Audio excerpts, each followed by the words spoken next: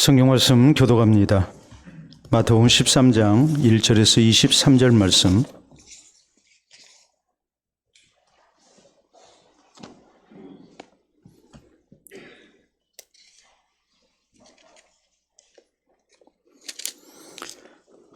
마태복음 13장 1절에서 23절 말씀 교독합니다. 그날 예수께서 집에서 나가사 바닷가에 앉으심에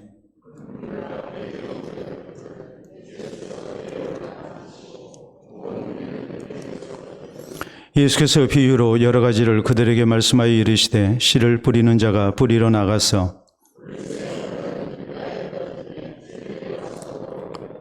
더러는 흙이 얕은 돌밭에 떨어짐에 흙이 깊지 아니하므로 곧 싹이 나오나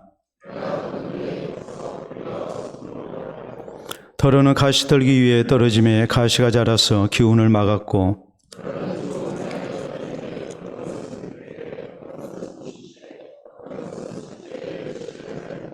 귀 있는 자는 들으라 하시니라.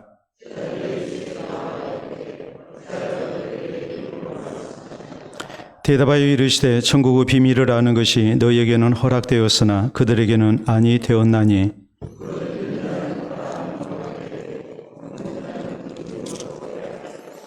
그러므로 내가 그들에게 비유로 말하는 것은 그들이 보아도 보지 못하며 들어도 듣지 못하며 깨닫지 못함이니라.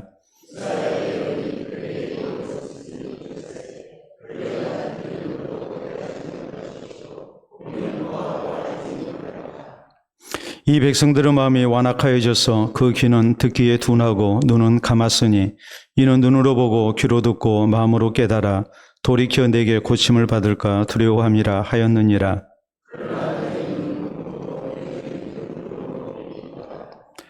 내가 진실로 너희에게 이르노니 많은 선지자와 의인이 너희가 보는 것을 보고자 해도 보지 못하였고 너희가 듣는 것들을 듣고자 해도 듣지 못하였느니라. 아무나 천국 말씀을 듣고 깨닫지 못할 때는 악한 자가 와서 그 마음에 뿌려진 것을 빼앗나니 이는 곧 길가에 뿌려진 자요 그 속에 뿌리가 없어 잠시 견디다가 말씀으로 말미암아 환난이나 박해가 일어날 때에는 곧 넘어지는 자요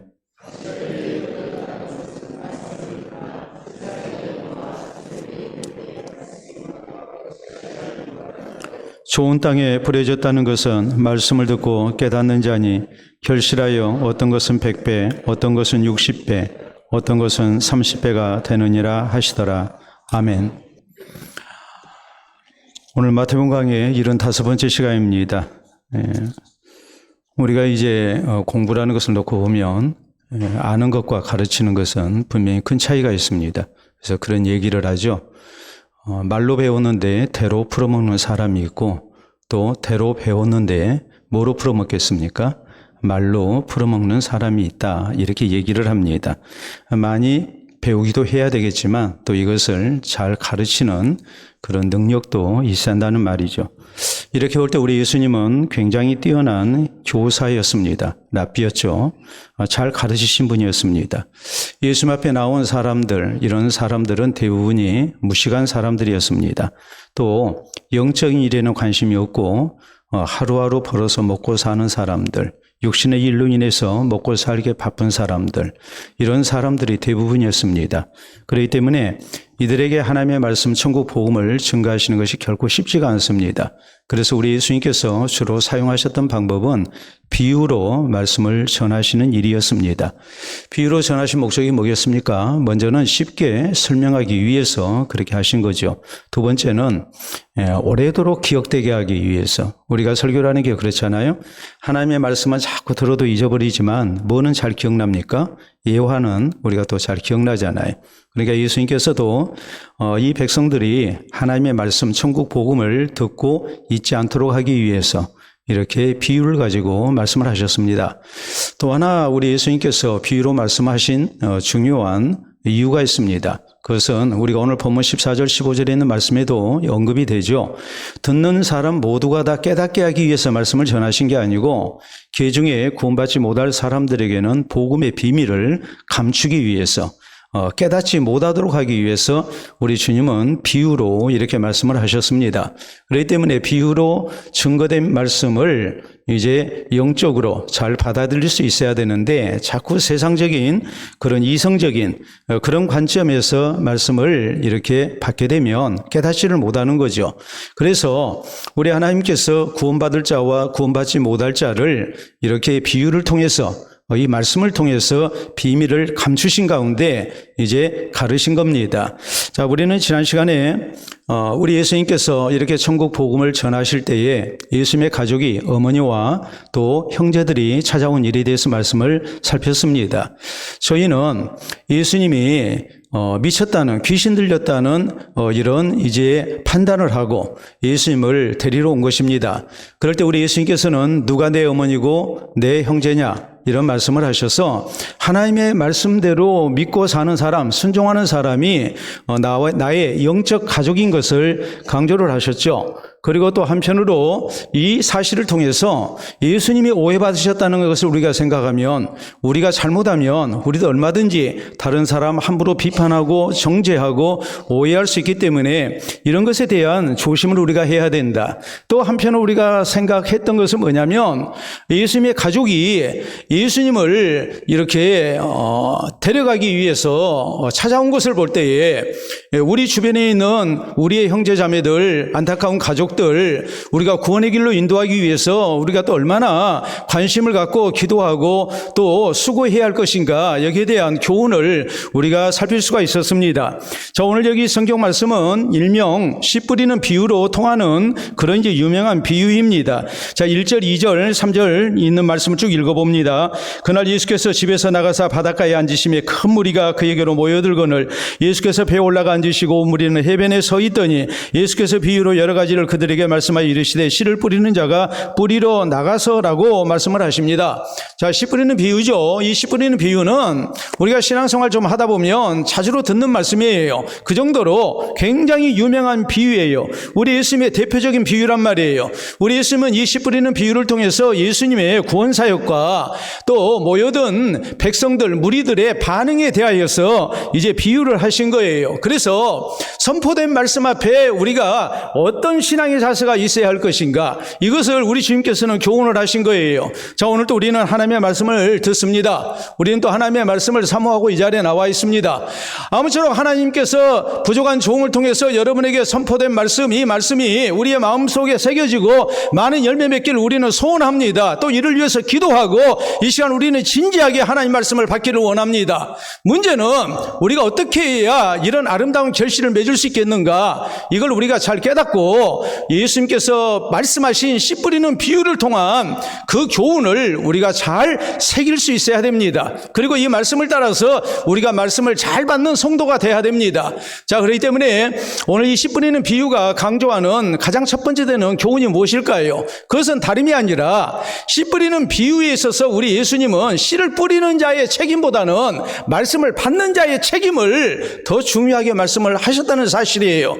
자, 거기 3절 이하 말씀 다시 봅니다.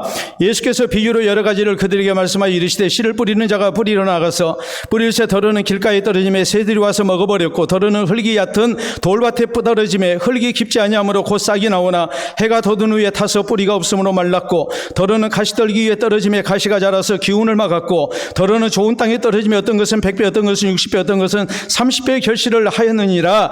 귀 있는 자는 들으라 하시니라 라고 이렇게 말씀이 나오죠. 자, 여기 씨 뿌리는 비유를 우리가 먼저 잘 이해하기 위해서는 이스라엘 사회에서 농사를 지을 때 씨를 뿌리는 방법이 어떠했는가라는 것을 우리가 생각해야 합니다. 우리 일반적으로 오늘날 우리가 농사를 짓고 이제 농작물을 이렇게 재배를 하게 되면 모종을 가져다가 이렇게 심습니다. 근데 그렇게 하는 방법은 이제 우리나라에서 또 요 근래에 이제 생겨난 뭐 몇십 년 안 된 방식이죠. 옛날에 어떻게 했겠습니까? 이스라엘에서는 농사를 지을 때에 두 가지 방법을 사용을 했어요. 첫째는 직파예요. 직파라는 것은 사람이 씨를 그냥 이렇게 뿌리는 거예요. 두 번째는 어떤 방식을 사용했느냐? 두 번째 사용했던 방식은 이 씨앗 주머니를 이렇게 이 짐승, 가축의 목이나 혹은 이제 줄을 달아가지고 이렇게 끌게 하는 겁니다. 그리고 거기에 막대기로 구멍을 내는 거예요. 그러면 이거 이제 가축을 이렇게 소나 나귀 이런 것들을 때리게 되면 이제 뭐 하겠습니까? 움직이죠. 이것이 돌아다니면서 이제 씨가 이렇게 퍼지게 되는 거예요. 이런 방식으로 해서 씨를 뿌렸어요. 자, 직파를 할 때에 뒤에 바람을 안고서 이렇게 뿌리게 되죠. 그래야 씨가 널리 퍼질 것 아니겠습니까? 근데 바람의 힘을 빌어서 이렇게 씨를 뿌리기 때문에 어떤 씨는 길가에 떨어집니다. 여기서 말씀하는 길가는 밭과 밭 사이에 있는 이랑 이 단단한 땅을 얘기합니다. 자, 여기에 씨가 뿌려졌습니다. 어떤 것은 돌밭에 뿌려졌고 어떤 것은 가시떨기 밭에 뿌려졌고 어떤 것은 좋은 땅에 뿌려졌다 해서 그 결실이 다르게 나타났다. 이것이 오늘 성경이 말씀하시는 그런 내용이거든요. 여러분, 우리 예수님께서 어떻게 하면 농사를 짓는 데 있어서 많은 수확을 거둘 것인가, 그걸 말씀하신 것이 결코 아니죠. 우리 예수님의 이 비유의 핵심은 뭐겠습니까? 여기서 씨라는 것은 천국 복음의 씨를 말씀하고 있는 거거든요. 자, 그래서 우리가 거기 11절에 보면 이렇게 나오죠. 대답하여 이르시되 천국의 비밀을 아는 것이 너희에게 허락되었으나 그들에게는 아니 되었다라고 이렇게 말씀을 하셔서 천국의 비밀, 이 말씀의 씨를 지금 강조를 하고 있는 거예요. 19절에도 보면 거기 이렇게 나와요. 아무나 천국 말씀을 듣고 깨닫지 못할 때는 이라고 말씀을 해서 우리 예수님께서 씨 뿌린 자의 비유를 통해서 뿌려진 씨는 바로 천국 복음의 씨라는 것을, 말씀의 씨라는 것을 우리가 알 수가 있습니다. 자, 우리 예수님이 지금 말씀하시기를 씨 뿌리는 사람이 씨를 잘못 뿌려가지고 길가에 떨어졌다. 혹은 돌밭에 뿌려졌다. 그 귀한 씨가 가시떨기 밭에 뿌려져서 그래서 결실치 못했다. 우리 주님은 그렇게 말씀을 안 하고 계세요. 우리 주님의 말씀은 씨를 뿌리는 자가, 다시 말해서 천국 복음을 전하는 자가, 설교자가 이렇게 하나님의 말씀을 전했는데 그 말씀을 받는 회중들, 성도들의 마음밭이 어떤 상태였느냐에 따라서 그 결실이 다르게 나타났다. 이것을 주님은 말씀을 하고 있는 거예요. 말씀을 뿌리는 자의 책임을 강조하는 게 아니라 말씀을 받는 자의 책임을 우리 주님께서는 강조를 하고 계신 거예요. 여러분, 그렇기 때문에 우리가 말씀을 통해서 귀한 열매를 맺으려면, 또 우리의 신앙이 바로 자라나고 구원에 이르려면 우리가 말씀을 받는 태도가 바로 돼야 된다는 것은 당연합니다. 말씀을 잘 받아야 됩니다. 이스라엘 역사를 놓고 볼 때에 백성들이 선지자가 하나님의 말씀을 전하는데 그 말씀을 제대로 받지 않습니다.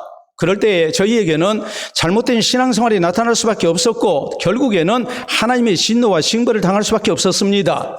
그렇기 때문에 우리가 신명기에 보면 하나님께서는 하나님의 말씀이 선포될 때 뭐 하게 하십니까? 아멘만 하게 하셨습니다. 말씀을 믿고 믿음으로 잘 받아들이고 순종을 다짐케 하는 약속을 하나님께서는 하게 하신 거란 말이에요. 여러분 또 생각을 해보세요.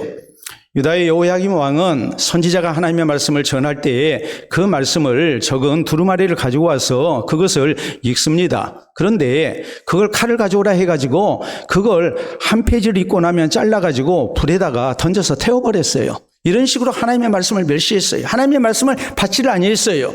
그러니까 결국 어찌 됩니까? 비참한 결과만 저를 기다리고 있죠. 하나님께서 그 영혼을 사랑하셔서 또 그 백성을 긍휼히 여기셔서 선지자를 통해서 하나님의 말씀으로 경고했음에도 불구하고 그 말씀을 받지를 않는 겁니다. 그러니까 말씀을 받지를 않기 때문에 결국 그는 이렇게 하나님의 진노 속에 멸망을 당할 수밖에 없게 됩니다.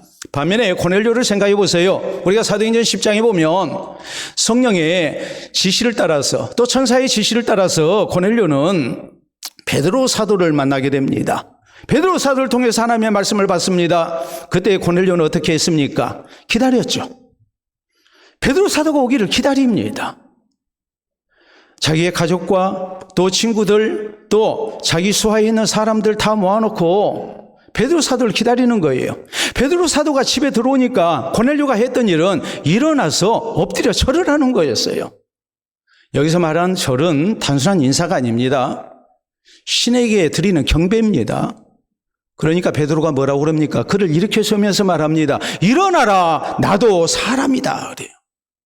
난 신이 아니다. 난 사람이다. 여러분, 고넬료는 로마 군대의 정복자의 장교입니다. 중견 장교예요. 반면에 베드로는 그는 식민지 백성이에요. 그가 내세우는 학벌도 없고 그의 신분도 그렇게 뛰어나지가 않아요. 그러나 베드로 사도가 하나님의 말씀을 전하러 왔을 때에 고넬료가 얼마나 겸손한 모습으로 이렇게 엎드려 절을 하고 말씀을 잘 받고자 준비했는가라는 것을 우리가 기억해야 합니다. 그때 고넬료가 뭐라고 말합니까? 우리는 당신을 통해서 하나님의 말씀을 듣고자 다 하나님 앞에 있나이다 그랬어요. 하나님 앞에 우리는 있습니다. 그리고 말씀을 받을 준비를 잘 하고 있는 거예요. 여러분, 한번 우리가 사진 보도록 하겠습니다. 자, 여러분, 우리의 약속, 어떤 학급의 약속입니다. 잠자는 놈 눈을 뜬다. 더든 놈 입 닫는다. 야자 튄 놈 발병 난다. 반항한 놈 매 맞는다. 그러니까 선생님 말씀 잘 듣고 우리가 공부 열심히 하자는 거죠. 학습 분위기를 우리가 만들자는 거죠.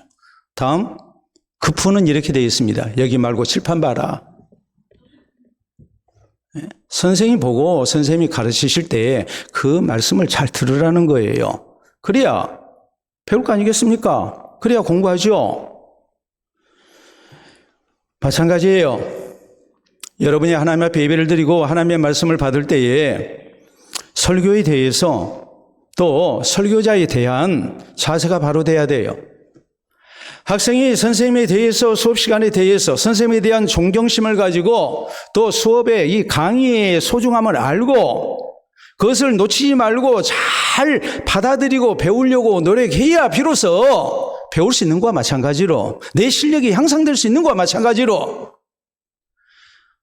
하나님께서 세우신 설교자에 대한 존경심을 가지고 인격적 교감을 나누는 가운데 하나님의 말씀을 잘 받으려고 노력을 해야 서로 눈과 눈이 마주치며 하나님의 말씀을 받아야 우리가 하나님의 말씀을 통한 은혜를 허락받을 수가 있는 겁니다.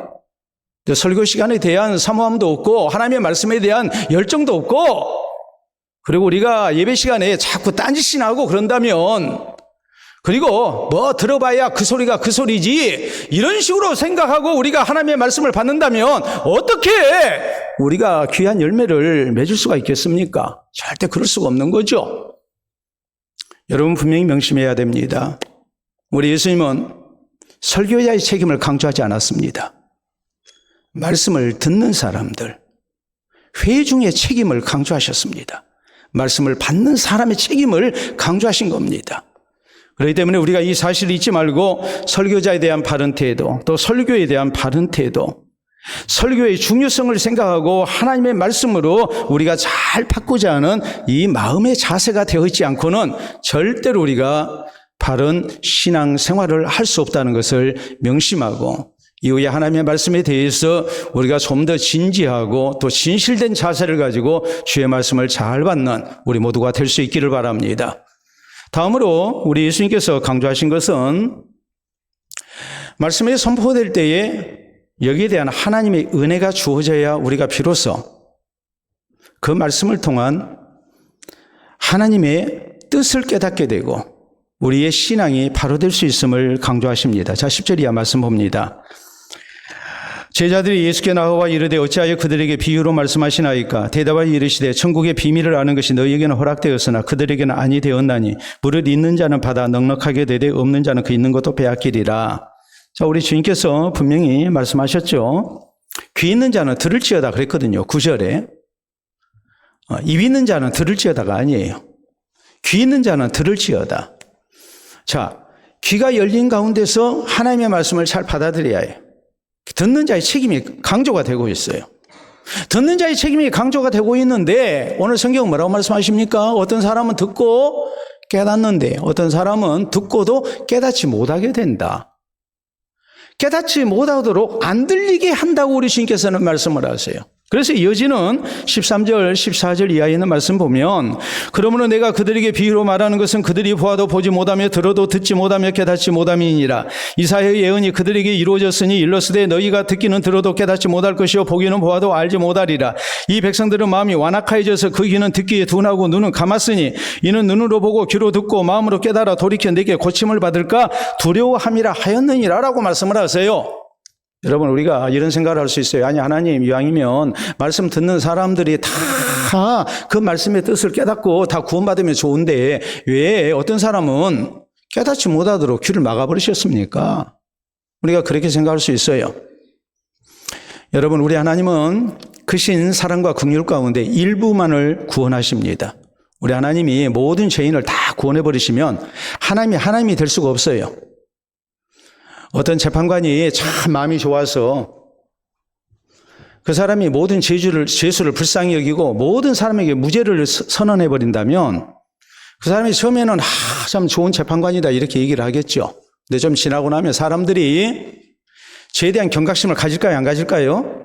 안 갖죠. 자, 우리나라 사형 제도가 있지만은 실제적으로 98년도 이후에 지금 집행이 안 되고 있거든요.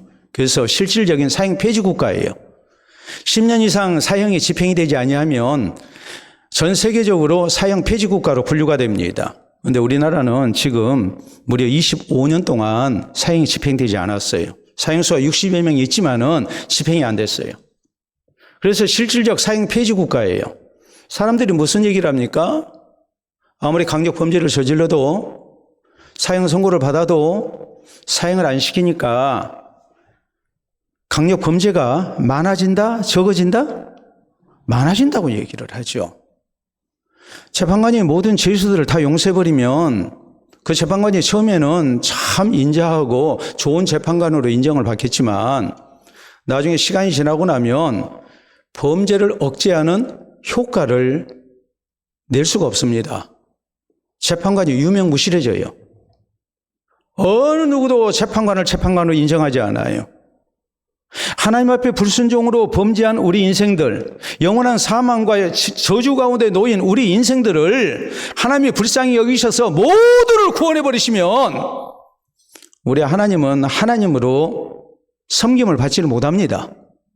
그렇기 때문에 하나님께서는 자비와 긍휼 가운데 일부만을 구원하십니다. 이것을 신학적인 용어로 제한 속죄라는 말을 씁니다. 모두를 구원하신 게 아니라 일부만을 구원하시는 겁니다. 그래서 구원받은 자에게는 하나님의 자비와 긍휼에 대한 은혜에 대한 감사하는 마음을 갖게 하고 구원받지 못한 자는 하나님의 심판에 대한 두려움을 갖게 하는 겁니다. 그러니까 오늘 성경 말씀 여기 15절까지 계속 기록된 말씀의 내용은 뭐겠습니까? 우리 예수님께서 비유로 말씀하실 때 비유가 사람들에게 잘 깨우치는 효과도 있지만 또 한편으로 복음의 비밀을, 구원의 비밀을 감추기 위해서 비유로 말씀하셨다고 강조를 하고 있는 거예요. 그러면 어떤 사람이 깨달을까요? 어떤 사람은 깨닫지를 못할까요? 대학 나오고 공부 많이 하고 눈치가 좋은 사람이면 예수님의 말씀, 비유의 말씀을 다 깨우칩니까? 그리고 구원의 길을 압니까? 그게 아니죠. 공부를 못한 사람은 전혀 깨달을 수 없습니까? 아니죠. 우리 하나님의 은혜가 주어져야만이 주의 말씀에 깊은 뜻을 깨닫게 돼요. 귀가 열리게 돼요. 마음이 열려요. 그래서 비로소 그 말씀을 믿고 구원에 이르게 되는 거예요. 그렇기 때문에 오늘 16절에 있는 말씀은 그러나 너희 눈은 봄으로 너희 귀는 들음으로 복이 있도다. 내가 진실로 너희에게 이르노니 많은 선지자와 의인이 너희가 보는 것들을 보고자 하여도 보지 못하였고 너희가 듣는 것들을 듣고자 해도 듣지 못하였느니라 라고 말씀을 하셔서 우리가 듣고 싶다고 해서 들을 수 있고 깨닫고 싶다고 해서 깨달을 수 있는 것이 아니고 근본적으로 뭐가 있어야 된다는 얘기입니까? 하나님의 선택과 하나님의 은혜가 있어야 된다는 것을 강조하고 있는 거예요. 그러니까 하나님의 말씀에 대해서 무시하고 경시하고 또 소홀히 여기는 사람들, 그런 사람은 절대 하나님의 말씀의 은혜를 깨닫지는 못하죠. 반면에 하나님의 은혜가 주어지지 아니하면 내가 절대로 이 말씀을 깨달을 수 없습니다. 내가 믿을 수가 없습니다. 내게 들려지지 않습니다. 믿어지지 않습니다. 라고 하나님의 성령의 감동하시는 은혜를 구하는 사람에게 하나님께서 은혜를 주시는 거예요. 그래야 우리가 비로소 믿을 수가 있는 거예요. 우리 귀가 열리는 거예요. 베드로가 마태복음 16장 16절에 보면 너희는 나를 누구라 하느냐 그러니까 주는 그리스도시요 살아계신 하나님의 아들이십니다라고 고백을 합니다. 예수님 말씀하십니다. 바요나 시몬아 요한의 아들 시몬아 네가 복이 있도다. 이를 내게 알게 한 이는 내 혈육이 아니요 하늘에 계신 내 아버지시니라 그랬어요. 하나님께서 은혜를 주셔서 알게 하신 거예요. 그러니까 고백하는 거예요. 당시 성경 박사인 바리새인들이나 서기관들 이들은 깨닫지를 못합니다. 왜요? 하나님의 은혜가 주어지지 않았기 때문에. 여러분 또 생각을 해보세요. 사도 바울이 우리가 사도행전 16장에 보면 빌립보에 가서 예수 그리스도의 복음을 증거합니다. 그때에 루디아라는 한 여자가 바울이 전하는 말씀을 들을 때에 주께서 그 마음을 여심해 바울의 말을 따른지라 그랬어요. 그래서 믿고 저가 예수님을 구주로 받아들입니다. 그리고 세례를 받죠. 성령의 은혜예요. 성령의 은혜가 있었기 때문에 믿을 수가 있었던 거예요. 그러므로 바울이 뭐라고 그럽니까? 나는 심었고 아볼로는 물을 주었으되 오직 하나님은 뭐하게 하셨나니? 자라나게 하셨나니. 그런즉 심는이라 물주니는 아무것도 아니로되 오직 자라나게 하시는 하나님 뿐이니라라고 이렇게 강조를 하죠. 하나님의 은혜입니다. 여러분 한번 우리 생각해 봅시다. 밥맛보다 더 중요한 게 뭘까요? 밥맛보다 더 중요한 게 예? 입맛! 입맛보다 더 중요한 거 몰라요. 시장이 반찬이다 그러잖아요. 밥맛보다 더 중요한 건 입맛이에요. 입맛보다 더 중요한 것은 시장기예요. 밥 먹고 싶어하는 마음이 배에서 신호가 와야 해요. 그래야 맛있게 밥을 먹을 수 있어요. 설교에 적용해 보겠습니다. 설교의 내용보다도 더 중요한 건 뭘까요? 설교의 내용보다도 더 중요한 건 뭘까요? 맨 처음에 얘기했잖아요. 대로 배워서 말로 풀어먹는 사람. 설교의 내용보다 더 중요한 건 뭘까요? 설교자의 능력입니다. 설교자의 능력보다도 더 중요한 건 뭘까요? 성령의 은혜예요. 성령께서 우리 마음에 하나님의 말씀에 대한 사모하는 마음을 주시고 하나님의 말씀을 믿을 수 있도록 깨우쳐 주시는 그 은혜가 있지 아니하고는 아무리 심고 물을 줘도 자라날 수가 없습니다. 하나님 은혜가 우리에게 있어야 해요. 머리가 좋아서 하나님의 말씀을 깨닫는 게 아닙니다. 눈치가 빨라서 하나님의 말씀을 깨닫는 게 아닙니다. 그렇기 때문에 우리가 뭐 해야 됩니까? 말씀을 받을 때 하나님의 은혜를 기도해야 됩니다. 또 하나님의 말씀을 잘 받고 하나님의 말씀대로 신앙이 자라고 구원 얻는 성도가 되게 해달라고 우리가 하나님 앞에 은혜를 구해야 됩니다. 이것이 있지 아니하고는 절대로 우리가 하나님의 말씀을 통해서 바른 신앙생활 할 수 없다는 것을 잊지 마시길 바랍니다. 세 번째로 우리 주님께서 강조하신 게 있어요. 자, 말씀을 잘 받았어요. 또 성령의 은혜를 구했어요. 근데 다음으로 말씀의 씨가 뿌려진 그 목적이 무엇인가를 정확히 알아야 된다는 사실이에요. 씨를 뿌렸으면 씨를 뿌리는 목적이 뭡니까? 씨를 뿌리는 목적이 뭡니까? 열매를 거두기 위해서죠. 결실이죠. 하나님의 말씀의 씨, 천국 복음의 씨가 뿌려진 그 궁극적인 목적은 뭐일까요? 말씀을 통한 결실입니다. 그렇기 때문에 자 18절 이하 말씀 보도록 합니다. 그런즉 씨 뿌리는 비유를 들으라. 아무나 천국 말씀을 듣고 깨닫지 못할 때는 악한 자가 와서 그 마음에 뿌려진 것을 빼앗나니 이는 곧 길가에 뿌려진 자요 돌밭에 뿌려졌다는 것은 말씀을 듣고 즉시 기쁨으로 받되 그 속에 뿌리가 없어 잠시 견디다가 말씀으로 말미암아 환난이나 박해가 일어날 때에는 곧 넘어지는 자요 가시떨기에 뿌려졌다는 것은 말씀을 들으나 세상의 염려와 재물의 유혹에 말씀이 막혀 결실하지 못하는 자요 좋은 땅에 뿌려졌다는 것은 말씀을 듣고 깨닫는 자니 결실하여 어떤 것은 100배, 어떤 것은 60배, 어떤 것은 30배가 되느니라 하시더라라고 했어요. 말씀을 뿌린 것은 그것을 통해서 결실을 얻기 위해서란 말이에요. 그러니까 지금 예수님이 비유로 말씀을 하셨는데 길가에 버려진 씨는 마음밭이 굳어서 씨가 뿌리를 내리지를 못합니다. 돌밭에 버려진 씨, 처음에는 흙이 얇기 때문에 기쁨으로 말씀을 받고 아멘 했지만 말씀을 인하여 환난이나 박해가 일어날 때 곧 넘어지는 자라고 그랬어요. 가시떨기밭에 버려진 씨, 뿌리도 내리고 잘 자라서 열매가 맺을 것 같은데 열매를 맺지를 못합니다. 왜요? 가시떨기가 영양분을 다 뺏어가지고 이게 결실이 안 된단 말이에요.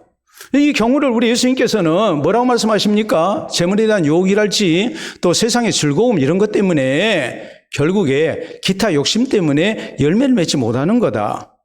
좋은 땅에 뿌려진 씨가 100배, 60배, 30배 결실을 맺었다라고 말씀을 하세요. 자, 여러분, 우리가 생각을 해야 됩니다.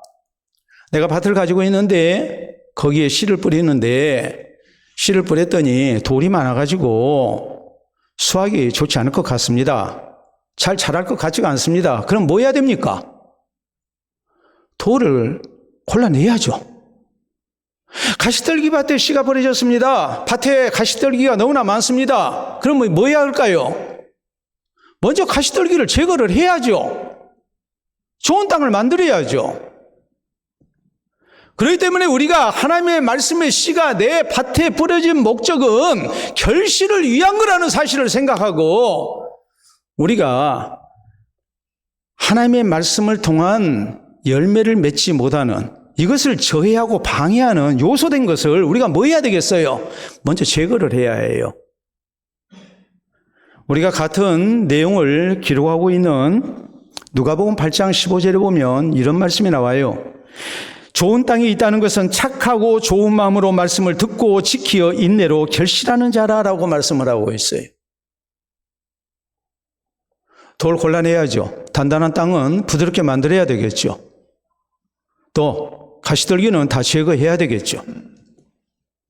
그리고 좋은 땅에 버려진 씨로서 우리가 하나님의 말씀 아멘으로 잘 받아들이고 비판하지 말고 핑계 대지 말고 우리가 착한 마음으로 좋은 마음으로 말씀을 잘 받아들이고 듣고 지키어 인내로 결실하는 자다. 하나님 말씀대로 살려고 애를 쓰고 말씀대로 사는 것이 쉽지 아니하여도 우리가 인내하면서 어떻게든 하나님 말씀에 순종해서 열매를 맺고자 하는 그런 꾸준한 노력이 있어야만이 비로소 우리가 100배, 60배, 30배의 결실을 맺을 수 있는 거라고 성경은 말씀을 하고 계십니다. 여러분, 초대 예루살렘 교회 성도들이 사람들에게 칭송을 듣습니다. 성경 뭐라고 말씀하십니까? 사도들의 가르침을 따라서 순종했다 그랬어요. 그러니까 사람들한테 칭찬을 드려요. 바른 신앙생활이 가능했어요. 그리고 교회는 하나님께서 부흥시켜 주시는 역사가 일어났습니다.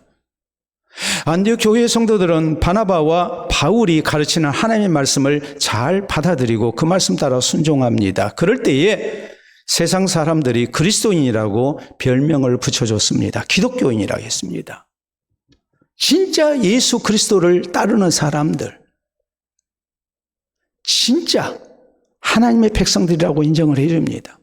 여러분, 우리가 알다시피 데살로니가 교회가 아름다운 신앙생활로 아름다운 소문이 나는 교회였어요. 모든 믿는 자의 본이 되는 교회였어요. 그리고 이런 데살로니가 교회를 향해서 우리가 데살로니가전서 1장 4절에 있는 말씀을 보면 형제들아 너희를 택하심을 아노라 그랬거든요. 너희들 신앙생활하는 거 보니까 진짜 너희는 구원받은 사람이다. 바울이 인정을 했어요. 데살로니가 교회의 성도들이 어떤 신앙생활을 했을까요? 우리가 데살로니가전서 2장 13절에 있는 말씀을 보면 우리가 전하는 바 하나님의 말씀을 너희가 받을 때 사람의 말로 받지 아니하고 하나님의 말씀으로 받음이 진실로 그러하다. 이 말씀이 너희 믿는 자 가운데 역사하느니라 그랬어요. 말씀을 받는 태도가 바로 됐어요. 말씀을 전하는 사역자에 대한 설교자에 대한 존경심과 그리고 말씀을 하나님의 말씀으로 받아들이는 자세가 돼 있었어요. 근데 그게 다가 아니에요. 저희는 그 말씀을 믿고 그 말씀에 순종했습니다.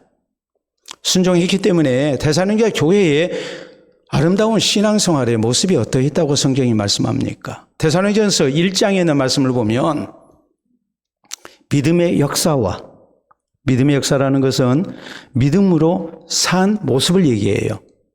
역사는 단순한 히스토리, 역사를 얘기하는 게 아니고 믿음으로 인하여서 그 말씀대로 산 증거들, 그 역사를 얘기하는 거예요. 또 사랑의 수고를 얘기합니다. 사랑의 수고가 있었다.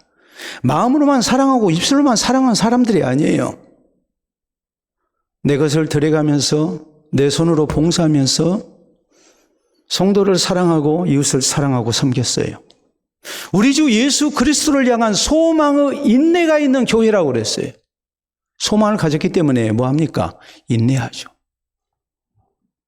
힘들다고 그래서 형편이 좋지 못하다고 그래서 함부로 불평하고 신앙일에서 떠나는 사람들이 아니었습니다. 우리가 전하는 바 하나님의 말씀을 너희가 받을 때 사람의 말로 받지 아니하고 하나님의 말씀으로 받음이 진실로 그러하다. 이 말씀이 너희 믿는 자 가운데서 역사하느니라. 말씀도 잘 받았지만 그 말씀을 따라서 순종하고 사니까 열매가 있었던 거예요.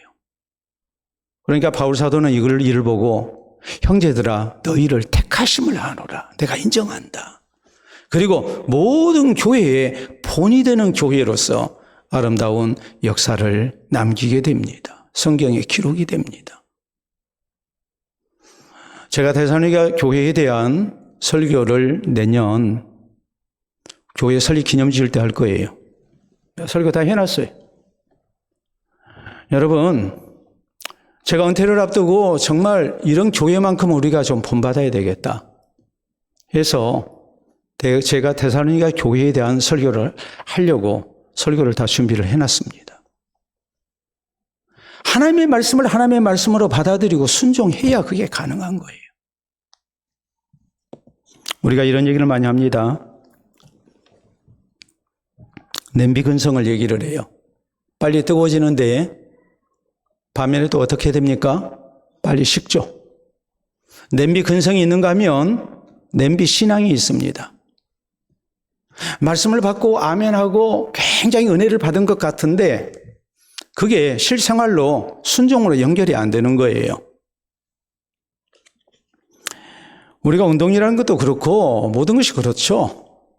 이론으로 많이 알아봐야 뭐합니까? 우리가 동의한다고 해서 저절로 건강해집니까? 내가 아는 대로 뭐 해야 됩니까?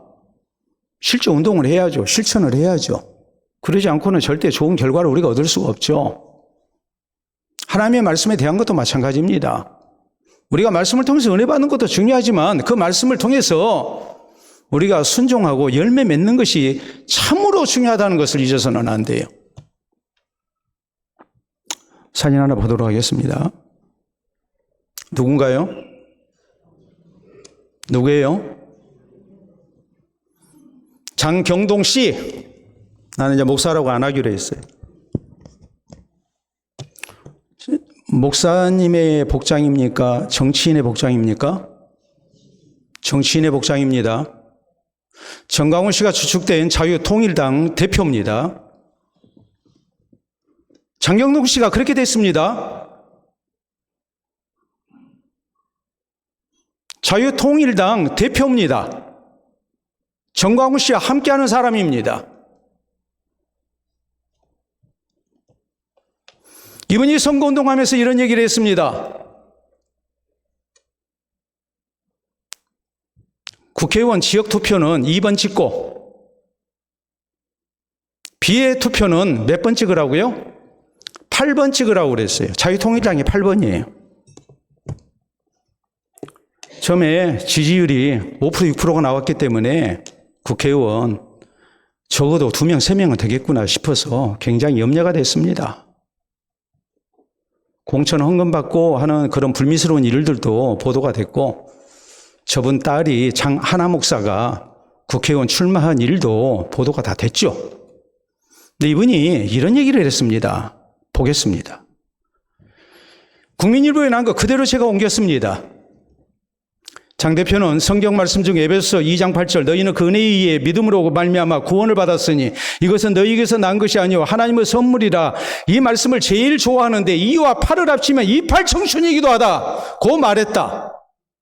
장 대표는 현실적으로 지역구 당선은 쉽지 않지만 비례대표에서 5명 이상 당선시킬 자신 있다고 강조했다. 에베소 2장 8절에 그 소중한 말씀을 표를 얻기 위한 방법으로 28청춘이라고 그래서 사람들에게 각인시키고 있는 거예요. 하나님의 말씀이 악용되고 있는 거예요. 하나님의 말씀이 그래야 합니까? 오늘 하나님의 말씀이 우리에게 저런 식으로 이용하라고 하나님의 말씀이 우리에게 주어졌습니까? 하나님의 은혜 가운데 예수 그리스도를 통한 선물로 은혜로 주어진 그 놀라운 구원을 우리가 감사하고 믿음으로 구원 얻는 성도 될 것을 성경이 우리에게 말씀하는 이 소중한 말씀을 기껏 하는 것이 28청춘이라고 2번 8번 찍으라고 그렇게 악용한다면 그게 은혜가 됩니까?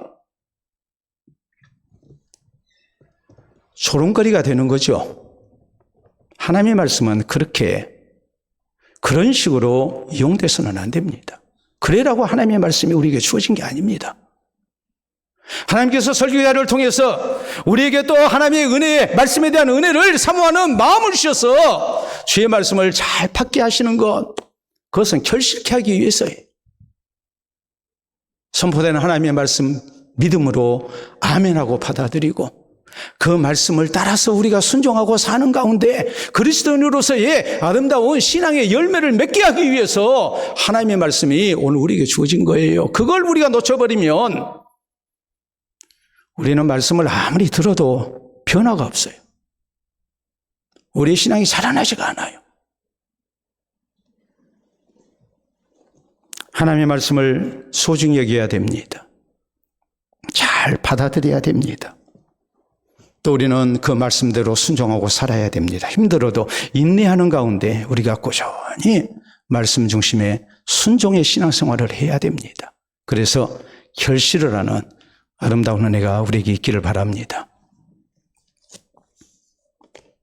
학생이 공부하는 데 있어서 좋은 선생님 만나는 거 참 중요합니다. 이왕이면 실력이 있고 잘 가르치는 좋은 선생님을 만나면 아이가 공부를 더 잘할 수 있겠죠. 그러나 궁극적으로 공부는 선생님이 합니까? 학생이 합니까? 좋은 선생님 만나면 학생들이 다 공부 잘하나요? 결국에 공부는 누가 합니까? 선생님이 합니까? 학생이 합니까? 부모가 합니까? 학생 자신이 합니다. 우리는 하나님의 말씀을 받을 때 설교자의 중요성을 인식합니다. 오늘도 대표 기도하신 분이 저를 위해서 기도해 주셨습니다. 고맙습니다. 여러분도 아멘 하셨습니다. 그렇기 때문에 설교의 성패가 설교자에게 달려있다고 생각합니다. 설교 성패가 설교자에게 달려있다는 것은 모든 설교자들이 가져야 할 마음이요 자세입니다. 그건 기본적인 겁니다. 오늘 예배 시간에 성도들이 은혜 받고 못 받고는 누구에게 달려있다? 설교자에게 달려있다. 설교자는 그 마음의 자세를 가지고 준비해야 합니다. 그리고 잘 전하려고 노력해야 합니다.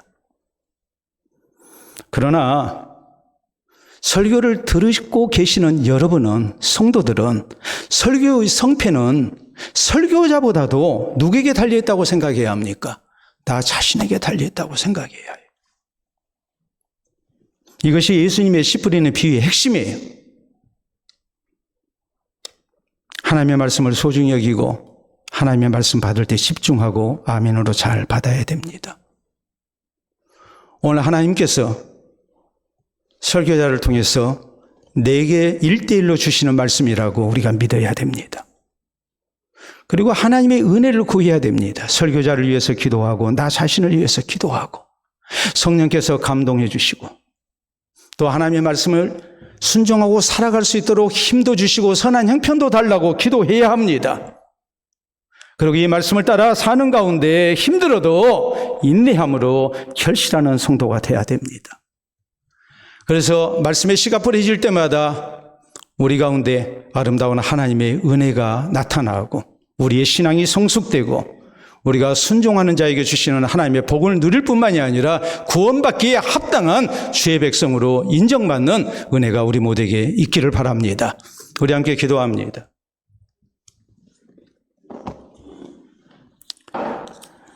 나는 하나님의 말씀에 대하여 어떤 신앙의 자세를 가지고 있습니까? 오늘 무엇이 나에게 가장 중요하다고 생각하셨습니까? 설교자를 위해서 기도도 해 주셔야 되겠지만 여러분 자신이 더 중요합니다. 주신 말씀 생각하면서 이후로 주의 말씀 잘 받고 우리 하나님께 기도하는 가운데 그 말씀이 늘 은혜가 되고 또 말씀을 따라 사는 가운데 귀한 열매 맺게 해달라고, 맺게 놓으라고 우리 주님 앞에 다짐하는 기도를 드립니다.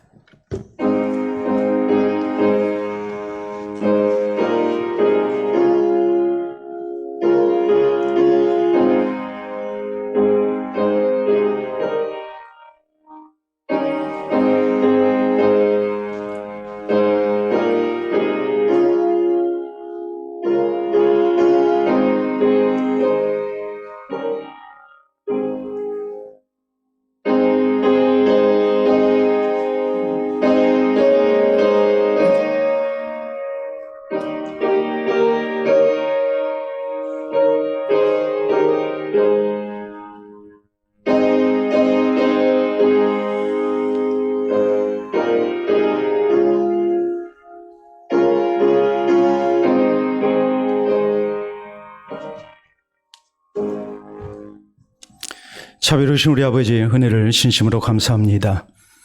하나님의 말씀을 듣고도 우리가 그 말씀을 따라 살지 아니했고 또 말씀을 등지며 우리 마음대로 살았던 죄인들이온데 주께서 우리를 늘 참아주시고 또 하나님의 말씀을 계속하여 허락해 주신 줄로 믿고 감사를 드립니다. 말씀 앞에 우리가 더욱 낮아지기를 원합니다. 우리의 마음이 더욱 순수해지기를 원합니다. 우리의 귀가 열리기를 원합니다. 성령의 감동하심 속에 말씀의 은혜를 사모하는 성도들마다 우리 하나님이 주시는 놀라운 깨달음이 있게 하시고 말씀 앞에 아멘하게 하시고 믿게 하시고 그 말씀에 순종하는 우리가 되게 해 주시옵소서. 그래서 100배, 60배, 30배의 결실을 맺게 하시고 이로 인하여 우리 하나님께 영광되게 하시며 또 신실한 그리스도인으로 인정받게 하시고 하나님 나라의 합당한 백성으로 준비되는 우리 모두가 되게 해 주시옵소서. 예수님 이름으로 기도하옵나이다. 아멘.